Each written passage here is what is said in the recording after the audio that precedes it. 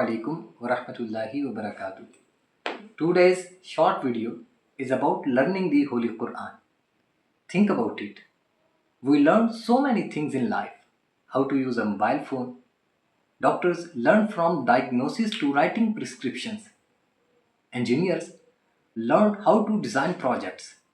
Businessmen learn through their experiences. But have we ever learned the Holy Quran with rules? Do we know what the idgham, izhar and ikhfa mean? What about madde muttasil and madde aris? All these things can only be understood if we learn them. So let's start today with the very first letter, that is Alif.